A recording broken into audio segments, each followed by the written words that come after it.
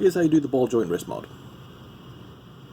What you'll need, safety glasses, a Dremel, an X-Acto knife or some other sort of sharp object, a hand drill, very important, ball joints of some sort. These are from, I think, a bootleg Revoltech figure, but you can find them online. Just type in plastic hobby ball joints and you should be able to find a myriad of them. The sizing comes in millimeters. It's not too important. I'll show you why later. One of these roundy drilly bits for your Dremel. A drill bit that is just slightly smaller than the pegs on the ball joint that you want to use. And optionally, the hand itself. You can try doing this without the hand. It'll be a little bit more difficult, but you might be able to do it. Okay, glasses on. Alright. Alright, so what we want to do is we want to cut off the current joint system here. And hollow out a section so that the ball of the new joint can fit down in there, as well as drill a tiny little hole into the actual hand itself to allow the peg to go in, so you can get the rotation and all the nice functionality that comes with a ball joint. The final product is going to look something like this. That's a general idea. I'll go over the fine details here in a moment. Okay, so first step is removing this peg. Now really, you could just put this on there and just chop right through and then it'd be more or less fine, but I like to be a little more delicate with it, so what we're going to do is go in through the side and pop out each of the little pegs that are already in there that are keeping it in place.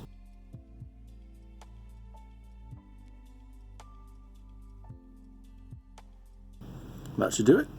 Boop. Okay, so now we're left with this. Now if you wanted to, you could leave these bits on here and just Dremel down through it and muck about with that, and that'd be fine, but we want to make something a little bit more clean. So we are going to chop these bits off, paying attention to not ruin the sculpt up here. Chop, boop. And that doesn't look amazing, but it's fine, it's fine, it's fine. It's good. Good enough for government work.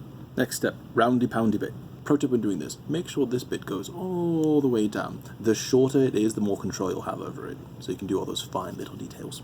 Also pro tip, attach your adjustment wrench to the actual cord of your Dremel, so that way you don't lose it like I do. So now what we want to do is go in and essentially just smooth out this whole area so it becomes a nice smooth divot. Now the great thing about this hand in particular is there's already that crevasse in there that kind of is going to act like a guide for how deep we should go with the rest of this. You can go deep if you want, but you don't need to. Personal preference. Now one thing to keep in mind when working with this specific hand, which you don't have to worry about with most others, is that it has that hand plate on the back. Now I like the way that that looks, so I don't want to go in too deep and mess up that sculpt. So just keep in mind you don't want to nick that or whatever. This is where the precision of having this bit in there really deep comes in handy.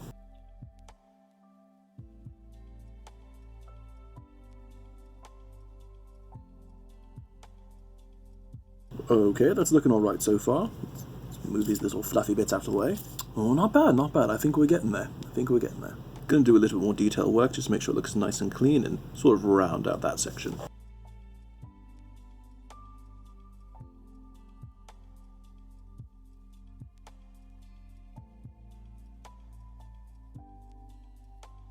That's a little bit better.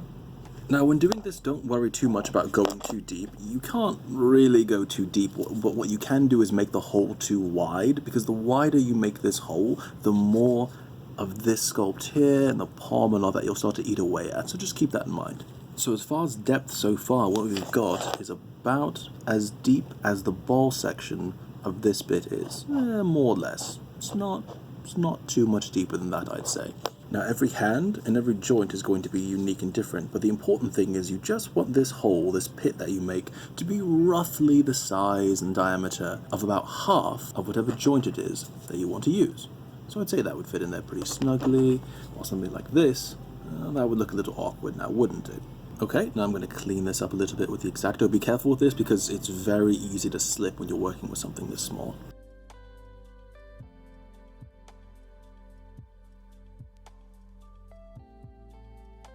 I'd say that's pretty good.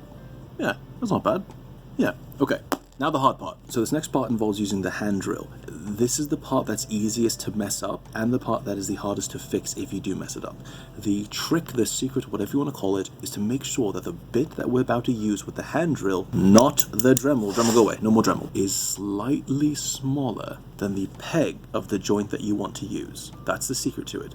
Now you might be thinking, oh well, then how will it fit? Well, we're actually going to heat up the plastic of the hand to make it soft enough to accept that joint, and then once it cools, while that joint's in there, it'll be the perfectly snug fit. So we're going to set up our hand drill, and as we put that together, what I personally like to do, just to make sure that I don't get overzealous and go a little bit too deep while drilling into the hand itself, I like to make sure that the length of bit I have here that's exposed is no longer than however deep I want to go into that hand. So what I'll do is I'll measure firstly how long the actual peg itself is, maybe a little bit more to take into consideration how deep the ball will be, and I'll match it to about that, okay? And then I'll line that up against the hand itself to make sure that no matter what, I'm not going to be going too deep and accidentally coming out of the palm or going into the fingers. That's what makes this part so nerve-wracking, because if we go in at the wrong angle, we could end up coming through the top here or through the palm. If we do have to come through anywhere, the palm's better placed because that's easier to hide, but if you go in at the wrong angle and you just keep on going, you're going to come out and you're going to make a very ugly hole that's very hard to fix.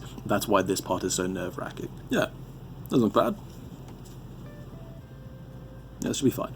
Okay, so before you start drilling, you want to already be thinking about the angle of the hole that you're going to be making. If I were to go in something like this angle, well, you should already be able to see that the issue is going to be that I'm going to go through and come right up the palm. Same thing if I go too high, this way, that way. You've really got to aim it right and take your time. That's why you want to use a hand drill with this and not a Dremel. Dremel bad. No. So I'm going to start by trying to get it nice and centered and make a little bit of a test hole. So I'd say right about there, that looks more or less fine. Give it a few turns while pressing down, not much at all. And as you can see, I've taken a little bit of material off there now. Let's see how that looks. That looks pretty good to me.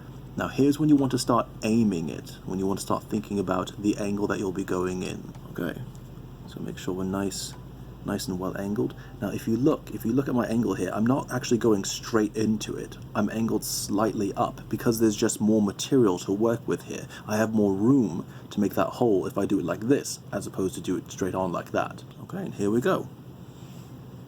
We're going to start slowly working our way in. Okay, now I'm going to check. It, make sure the angle's still good. Okay, nothing there. That still looks good to me. I'm going to keep going. Now I really like to squeeze down as I do this so I can sort of feel the plastic bulging and I can feel the bit as it goes through to let me know what's going on. When you're about halfway, the angle of the hole is pretty much set. That's why it's important to really check as you go through. Because even if I were to try and apply torque to this and change the angle I'm going, it's pretty much set to where it is now. I can't do much to adjust it at this point, so you really want to check up until this point. That looks good though, that looks good. Good angle, so I'm coming through here. Okay, we're going to keep going. Alright, make sure I'm not popping through. Do I see any silver from that bit coming through? Nope. Looks good, looking good. Alright, we keep going. Alright, anything coming through? Nope, nothing coming through. I think this might be a success. Alright, now that's about as deep as I can go. So everything looks like it's worked out well to this point. Nothing's poking through, nothing's ripped, nothing's torn. So what I personally like to do now is, without applying any downward pressure to go deeper, I just like to give it a few more good twists to make sure that that hole is nice and clean. Alright, now I'm going to pull out while continuing to twist as in the same direction I have been, to help pull out that extra material so that we end up with a nice clean hole. Ta-da! And that's all the hard stuff. That's the end of all the hard stuff. So the next step is to heat this up and slide in a peg. So how you heat this up is up to you. You can do the boiling water trick, you can do the hairdryer trick, you can do whatever you want. What I personally do, and I recommend everybody else does, is to get yourself a little desk space heater. This is a MyHeat Lasco brand, whatever that means. I have attached one of these to just keep it standing upright. And you just turn that on, put whatever you want to heat on top, and just set it and forget it.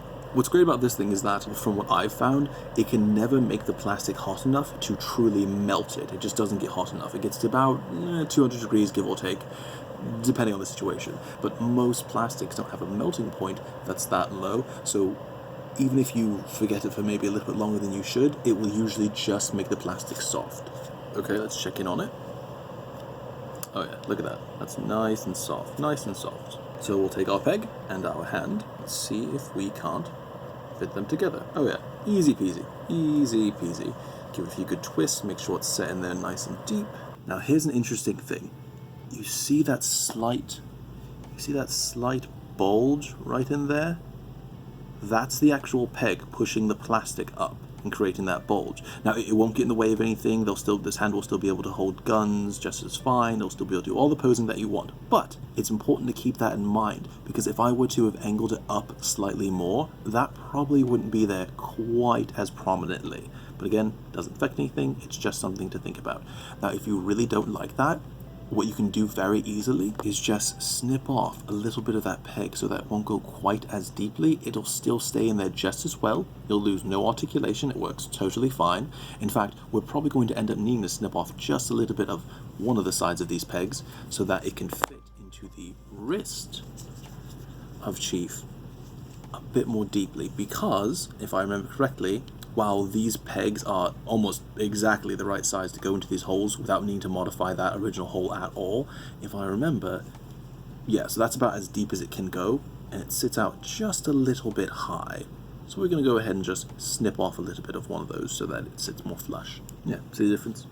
Shorter, longer, shorter, longer. So that one will go into the actual armhole itself, while this one will go into the hand. Okay, so now this is nice and cooled, and seems to rotate just fine to me. And again, these pegs already work really well with this socket. However, if you have a figure where the original hole isn't the right size, you could easily just take your drill bit like we did before, drill that hole in so that it fits these ones, or if it's too large, you could fill it with some hot glue, put some Vaseline on the end of the peg, pop it in there, and then hold it until the glue sets, and it should work just fine. Same deal, easy peasy. And when all is said and done, you've got yourself a nice modded wrist. Look at that. Easy. That wasn't so hard, was it?